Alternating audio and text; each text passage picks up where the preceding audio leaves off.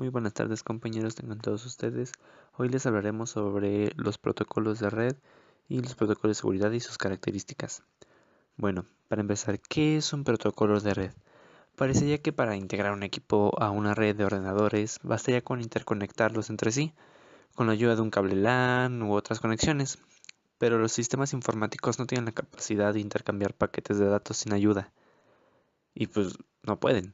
Por ello, establecer alguna conexión de datos es primordial, pero esta conexión de datos necesita un protocolo de red, que es un conjunto de normas que actúan en llamada capa de mediación o de red, para así mandar los paquetes de información a diferentes transportes y capas que tienen los protocolos de red.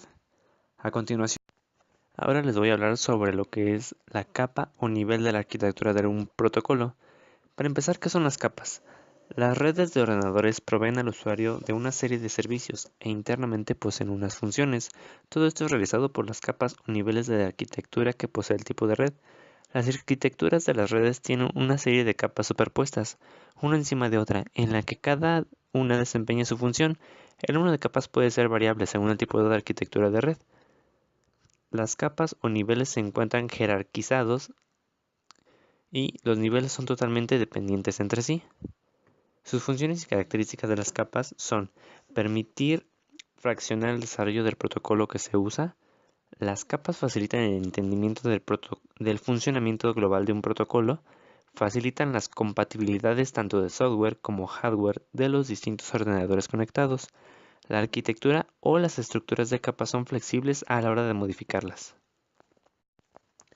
El modelo arquitectónico de las capas de red, OSI, que es el Open System Interconnection, es el modelo estándar que tiene 7 niveles de capa. Iniciamos con la capa física, que es de nivel 1. En la capa más básica o de bajo nivel, con la cual es la que ocupa las transmisiones de los bits, es una capa que se encarga de definir las características físicas para que se produzca una conexión entre dos equipos de red. En esta capa se dan los cables, tarjetas, repetidores, etc. En la segunda capa, principalmente controla el flujo de datos, o sea, la capa de enlace, la sincronización y los errores que puedan darse, tales como gestión de control de errores, controla los estados de la comunicación, etc. En la capa de red, que es el nivel 3, es la que encamina los datos a su destino, o el ruteo, eligiendo la ruta más efectiva. Esta capa tiene unas funciones que no solo afectan a los extremos de los terminales comunicados. En la cuarta capa, la capa de transporte principalmente se encarga de transportar la información de una manera fiable para que llegue a su destino. La capa de sesión o nivel 5 se encarga de ciertos aspectos de la comunicación, como el control de los tiempos, permite el diálogo entre emisor y receptor estableciendo una sesión. En la capa 6, la capa de presentación, esta capa se ocupa de la sintaxis y la semántica de la información que se pretende transmitir, dice el orden en que hay que mandar las cosas y gestiona las terminales virtuales. Por último, la capa de aplicaciones.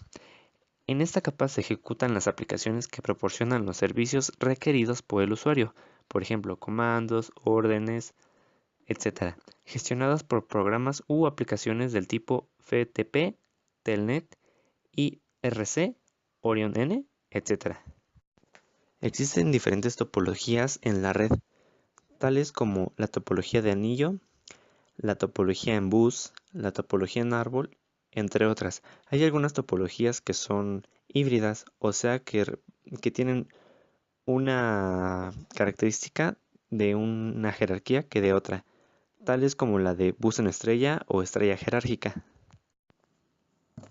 Comunicación serial o más conocidos como comunicación en serie. La comunicación serial es un protocolo muy común para, para comunicación entre dispositivos que se incluye de manera estándar en prácticamente cualquier computadora. La mayoría de las computadoras incluyen dos puertos seriales, es RS232. La comunicación serial es también un protocolo común utilizado por varios dispositivos para instrumentación. Existen varios dispositivos compatibles con EPIB que incluyen un puerto RS232. Además, la comunicación serial puede ser utilizada para la adquisición de datos si se usa en conjunto con un dispositivo remoto de muestreo. protocolos de comunicación paralela. La transmisión de datos entre ordenadores y terminales mediante cambios de corriente o tensión por medio de los cables o canales. La transferencia de datos es en paralelo. Si transmitimos un grupo de bits sobre varias líneas o cables, todos los bits se transmiten simultáneamente, existiendo luego un tiempo antes de la transmisión de los siguientes buques. Este tipo de transmisión tiene lugar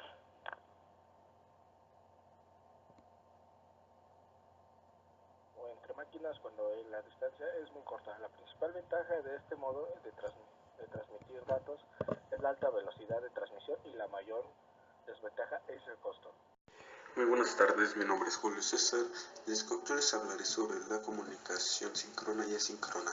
La comunicación síncrona es una técnica que consiste en el envío de una trampa de datos, conjunto de caracteres que configura un bloque de información comenzando con un conjunto de bits de sincronismo SIN y terminando con un conjunto de bits de final de bloque ETB. En este caso, los bits de sincronismo tienen la función de sincronizar los relojes existentes tanto en el emisor como en el receptor, de tal forma que controlan la duración de cada bit de carácter. Algunas características son que los bloques al ser transmitidos tienen un tamaño que oscila entre 128 y 124 bits. La señal de sincronismo en el extremo de la fuente puede ser generada por el equipo terminal de datos o por el módem. Algunas ventajas que poseen son que tienen un alto rendimiento en la transmisión. Los equipamientos son de tecnología más completa y de costos más bajos. Son aptos para transmisores de altas velocidades y el flujo de datos es más regular. La comunicación asíncrona. En esta comunicación el emisor decide cuándo va a enviar el mensaje por la red, mientras que el receptor no sabe en qué momento lo puede llegar dicho mensaje. Para esto se utiliza un bit de cabecera que va al inicio del carácter y uno o dos bits de parada que van al final del mismo carácter. Esto hace que con la finalidad de tanto el emisor como el receptor puedan sincronizar sus relojes y poder decodificar el mensaje. En este tipo de transmisor no se maneja mucha velocidad, ya que cada carácter es transmitido de uno en uno y por lo tanto puede ser un poco lenta. Algunas ventajas y desventajas de este método son que en caso de error se pierde siempre una cantidad pequeña de caracteres, pues estos se sincronizan y se transmiten de uno en uno, que estos también son de bajo rendimiento de transmisión, dada la proporción de los bits útiles y de bits de sincronismo que hay que transmitir.